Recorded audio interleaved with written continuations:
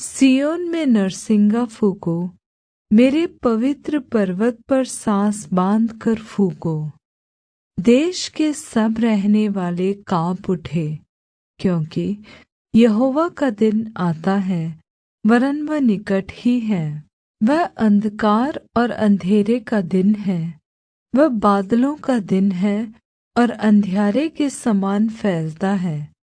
जैसे भोर का प्रकाश पहाड़ों पर फैलता है, वैसे ही एक बड़ी और सामर्थी जाति आएगी। प्राचीन काल में वैसी कभी न हुई और न उसके बाद भी फिर किसी पीढ़ी में होगी। उसके आगे आगे तो आग भस्म करती जाएगी और उसके पीछे पीछे लौ जलाती जाएगी। उसके आगे की भूमि तो अदन की बारी के समान होगी, परंतु उसके पीछे की भूमि उजाड़ मरुस्थल बन जाएगी और उससे कुछ न बचेगा। उनका रूप घोड़ों का सा है और वे सवारी के घोड़ों के समान दौड़ते हैं। उनके कूदने का शब्द ऐसा होता है जैसा पहाड़ों की चोटियों पर रथों के चलने का या खूंटी भस्म करती हुई लौ का, या जैसे पाँति बांधे हुए बलवन्त योद्धाओं का शब्द होता है। उनके सामने जाति जाति के लोग पीड़ित होते हैं, सबके मुख मलिन होते हैं। वे शूरवीरों के समान दौड़ते और योद्धाओं की भांति शहरपनाह पर चढ़ते हैं। वे अपने अपने मार्ग पर चलते हैं और कोई अपनी पाँति से अलग न चलेगा। वे एक दूसरे को धक्का नहीं लगाते, वे अपनी अपनी राह पर चलते हैं। शस्त्रों का सामना करने से भी उनकी पाँति नहीं टूटती। वे नगर में इधर उधर दौड़ते और शहरपनाह पर चढ़ते हैं। वे घरों में ऐसे घुसते हैं जैसे चोर खिड़कियों से घुसते हैं। उनके आगे पृथ्वी काँप उठती है और आकाश थरथराता है। सूर्य और चंद्रमा काले हो जाते हैं और तारे नहीं झलकते। यहोवा अपने उस दल के आगे अपना शब्द सुनाता है, क्योंकि उसकी सेना बहुत ही बड़ी है। जो अपना वचन पूरा करने वाला है, वह सामर्थी है, क्योंकि यहोवा का दिन बड़ा और अति भयानक है, उसको कौन सह सकेगा। तो भी यहोवा की यह वाणी है, अभी भी सुनो। उपवास के साथ रोते पीटते अपने पूरे मन से फिरकर मेरे पास आओ। अपने वस्त्र नहीं, अपने मन ही को फाड़कर अपने परमेश्वर यहोवा की ओर फिरो, क्योंकि वह अनुग्रहकारी, दयालु, विलम्ब से क्रोध करने वाला, करुणा निधान और दुःख देकर पछताने वाला है।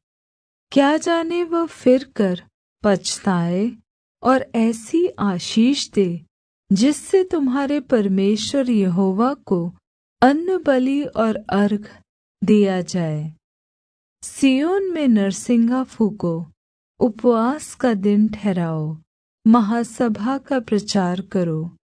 लोगों को इकट्ठा करो, सभा को पवित्र करो, पुरनियों को बुला लो, बच्चों और दूध पीयुओं को भी इकट्ठा करो। दूल्हा अपनी कोठरी से और दुल्हन भी अपने कमरे से निकल आए। याजक जो यहोवा के टहलुए हैं, वे आँगन और वेदी के बीच में रो रो कर कहे, हे यहोवा, अपनी प्रजा पर तरस खा और अपने निज भाग की नामधराई न होने दे। न जाति जाति उसकी उपमा देने पाए, जाति जाति के लोग आपस में क्यों कहने पाए, उनका परमेश्वर कहाँ रहा। तब यहोवा को अपने देश के विषय में जलन हुई और उसने अपनी प्रजा पर तरस खाया। यहोवा ने अपनी प्रजा के लोगों को उत्तर दिया, सुनो, मैं अन्न और नया दाखमधु और ताजा तेल तुम्हें देने पर हूँ, और तुम उन्हें पाकर तृप्त होंगे। और मैं भविष्य में अन्य जातियों से तुम्हारी नामधराई न होने दूँगा। मैं उत्तर की ओर से आई हुई सेना को तुम्हारे पास से दूर करूँगा और उसे एक निर्जल और उजाड़ देश में निकाल दूँगा। उसका अगला भाग तो पूरब के ताल की ओर और उसका पिछला भाग पश्चिम के समुद्र की ओर होगा। उससे दुर्गंध उठेगी और उसकी सड़ी गंध फैलेगी, क्योंकि उसने बहुत बुरे काम किए हैं। हे देश, तू मत डर, तू मगन हो और आनंद कर, क्योंकि यहोवा ने बड़े-बड़े काम किए हैं। हे मैदान के पशुओं, मत डरो, क्योंकि जंगल में चराई उगेगी और वृक्ष फलने लगेंगे। अंजीर का वृक्ष और दाखलता अपना अपना बल दिखाने लगेंगी। हे सिय्योन के लोगों, तुम अपने परमेश्वर यहोवा के कारण मगन हो और आनन्द करो, क्योंकि तुम्हारे लिए वह वर्षा अर्थात बरसात की पहली वर्षा बहुतायत से देगा, और पहले के समान अगली और पिछली वर्षा को भी बरसाएगा। तब खलिहान अन्न से भर जाएंगे और रसकुंड नए दाखमधु और ताजे तेल से उमड़ेंगे।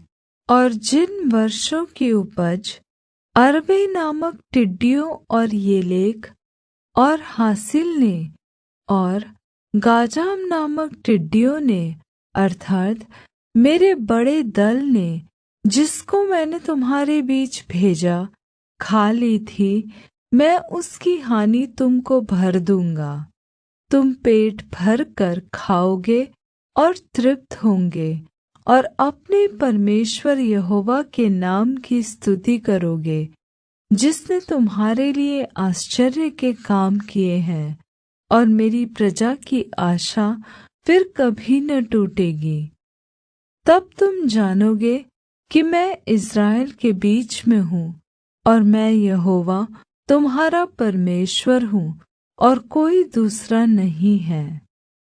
मेरी प्रजा की आशा फिर कभी न टूटेगी। उन बातों के बाद मैं सब प्राणियों पर अपना आत्मा उण्डेलूँगा। तुम्हारे बेटे बेटियाँ भविष्यद्वाणी करेंगी, और तुम्हारे पुरनिये स्वप्न देखेंगे, और तुम्हारे जवान दर्शन देखेंगे। तुम्हारे दास और दासियों पर भी मैं उन दिनों में अपना आत्मा उण्डेलूँगा, और मैं आकाश में और पृथ्वी पर चमत्कार अर्थात लहू और आग और धुएँ के खम्भे दिखाऊँगा। यहोवा के उस बड़े और भयानक दिन के आने से पहले सूर्य अंधियारा होगा और चंद्रमा रक्त सा हो जाएगा। उस समय जो कोई यहोवा से प्रार्थना करेगा वह छुटकारा पाएगा, और यहोवा के वचन के अनुसार सिय्योन पर्वत पर और यरूशलेम में जिन बचे हुओं को यहोवा बुलाएगा वे उद्धार पाएंगे।